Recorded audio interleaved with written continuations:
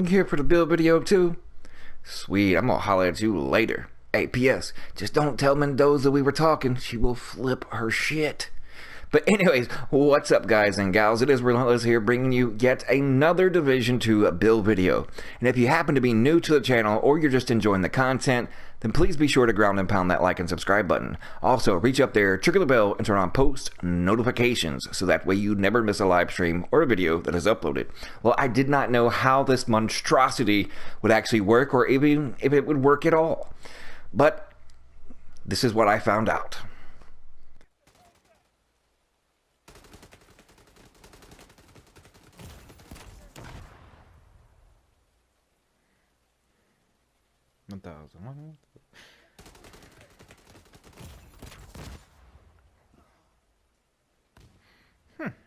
That worked.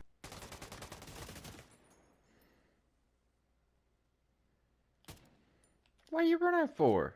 Did it hurt?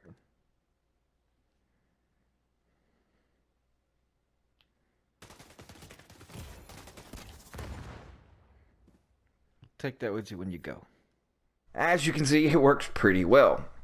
And it is completely insane both in the Dark Zone and in PvE, but primarily my main goal was to try to make a solo type build for PvE, and for some reason if your friends are not online, no one in your clan is on, but yet you want to go farming in the DZ solo, so this is something that will definitely help you out. Yep, you're back. Thanks for tuning in. What's up, girl? Just gonna give me a cold shoulder like that? Alright, well fine. I'll walk on down here and finish my video. Hey, what's up, girl? How you doing? Anyways, moving on. Let's start with the build. Yes, it is 3-piece Negotiators Dilemma and perfect Unbreakable. Now, if you don't know what the 3 pieces of Negotiators Dilemma does, 2 pieces gives you 30% explosive resistance, and 3 pieces gives you the blowback. Blowback is launch a grenade at the target that depleted your armor, can occur once every 3 seconds. And Unbreakable, before we go over everything else, is perfectly unbreakable. 100% of max armor is repaired when your armor is depleted.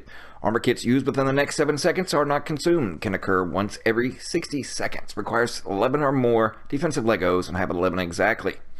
So the premise is in PvE, once your armor is popped, you fire off a grenade either from your chest or your ass, depending on where the NPC or enemy that took off your armor is standing. Either way, it's good.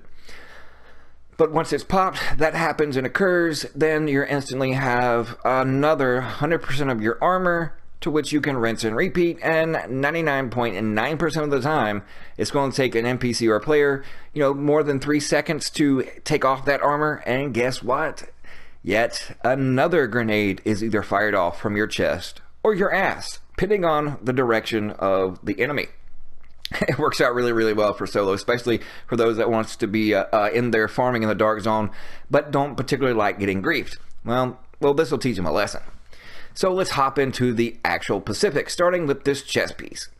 We have 11.5% health, 3% weapon damage, and 59,596 health. Yes, I wish that weapon damage was a little bit higher, but beggars can't be choosers. At least I and I guess I should say, was able to get one to drop that has that 11.5% health on it as well. And then of course, Unbreakable, and for having that 1 piece of Badger Tough, you get 7% damage to elites. The mod slots are as followed: 1 offensive, 1 defensive, and the offensive we have 6 total, so 6.5 total percent of assault rifle damage. And then a defensive mod with 3,085 armor and 6,508 health with 2.5% total armor. Now on to the 3-piece Negotiators Dilemma. In the first piece, we have 23,859 health and 54% damage to elites. In the mod slot, we have 5669 health with 11% shock resistance and 16% bleed resistance, in case you do want to go venture into the Dark Zone, and all those hives and stats effects are out there, and the majority of them will be that bleed, so this will help you in that area. Also, you can switch out these mods as you see fit. If you have better mods or better stats on these particular pieces, then your build will reflect that. Keep that in mind. Moving on to the holster, 9.5% health and 41,201 in health. 2 mod slots, 1 offensive and a utility. In the defensive, I should say, we have 51-18 health, 10% health regen, and 2.5% extra incoming healing. In the utility, we have the 4% explosive damage and 105 skill power, but we're not really utilizing our skill power. We're going mainly off status effects and blowback along with the Unbreakable. But on to the Kneepads. On these particular Kneepads, I have 22-92 health.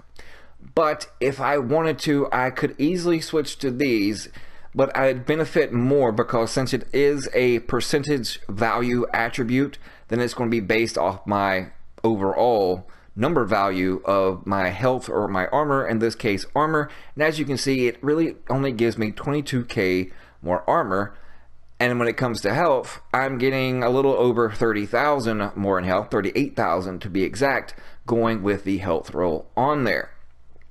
So if you had actually more armor, then that percentage would help you out. But since this is mainly a health build, then you want to go with health. That'll make your overall health pool a lot larger because you want your armor to be popped just as if you were running a berserk build, but you're not dependent on more or less having a minuscule, around 200k health and having to rely on clutch, because with the status effects and everything going on in the dark zone, 200k health, if you miss shots or they stagger you and you can't land shots, and if you can't land shots, you can't crit, then you can't proc clutch to get your health and armor back. So this way fits in perfect. But moving on. Now to the backpack. The backpack, we have 34,708 health, 6.5% crit damage, and 3.5% weapon damage. And one piece Murakami gives you 8% health and vital. Spark requires 9 or more offensive. I run it on my other, and I only have 7 on this particular build. But if you want to use like efficient or anything, that's up the wheelhouse when it comes to the Legos, a 7, 11, 3, or whatever variation you have in order to get whatever talent you want, then do it as you see fit. And of course in the utility, we have explosive damage by 4.5%, 1.5% reload, and 88.3 skill power.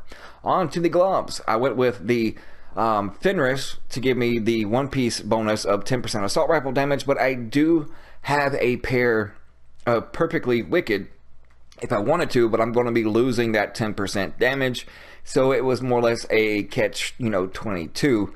But if you want to prefer an SMG, then have SMG damage in place of the assault rifle damage, and you'll be good to go with perfectly wicked. It gives you only 5 seconds longer of it being up and staying procced than just regular wicked, which is only I'm wrong. Yes, it's late. I apologize. This wicked and regular wicked gives you 15% weapon damage for the same duration, and of course, perfectly wicked gives you 20% instead of the 15. So I apologize for that. I'm glad I caught it before the video went up because I had misspoke. But anyways, moving on. Let's go on to the weapons. I have an AKM 23.4K. You probably have better weapons out there, but whatever it is, you want Sadist on it and Allegro. Sadist is deal 30% weapon damage to bleeding enemies. After 3 kills, applies bleed to the next enemy you hit. And of course, I have recharged. At full armor, have 25% more duration, charges, and ammo. That duration, as far as in charges, reflect directly on mainly our hive that we want to use. And of course, I have this for mods at 17.5, also with Sadist and Allegro, and of course, recharged. I wish I had, another talent, and, as far as the third slot, probably the stop, drop, and roll. That would work out really nice, because if you are put under a status effect, you can just roll and get rid of it real quick, and there's a cooldown on it, but it's really effective without actually having to farm perfectly of RNG to grab you and give you something exactly what you need and have hazard protection on it. It's just typically not going to work. But then I have protected reload on my sidearm. The grenades also causes a bleed, in which procs the Sadist up here. And if you're the one that applied the status effect, you gain Wicked too. So just between this particular Wicked and Sadist is 45% additional weapon damage. And then of course the Hive, now that you can pretty much pick it up, you don't have to have really high skill power, because you just want to inflict the bleed, not actually cause too much damage with it, but you just want the status effect on whatever you're engaged with. And by putting that bleed on them, then that's also going to affect the sadist and of course the wicked. But it is loads of fun. It's my solo version of the Negotiators Dilemma build. I've done enough with Berserk, and I'm like, let me go into the laboratory and put something else together. And you know, with 357k health, it's really awesome and a lot of fun. If you was having fun before, you don't have to rely on Berserk anymore. Yes, Berserk will give you more damage when it comes to, you know, both things synergizing once your armor's gone, the grenade and extra damage, but this will have direct effect to survivability, definitely. And basically, when a PvP fight, when a 1v1, if that should happen and you use this in that build and that gameplay in the DZ, then you're probably going to fire off 2 grenades before he can actually completely finish you off. So it is a lot of fun. Thank you so much for tuning in. Sorry for messing up. It's been a long day. I think it's going on like a total of 36 or 37 hours now, with only like 12 hours sleep. So I'm just trying to get the gameplay and these builds as best and as fast as I can to get them out to you guys, because I appreciate and I'm humbled by all your love and support. Thank you guys so much. We will see you fudging later.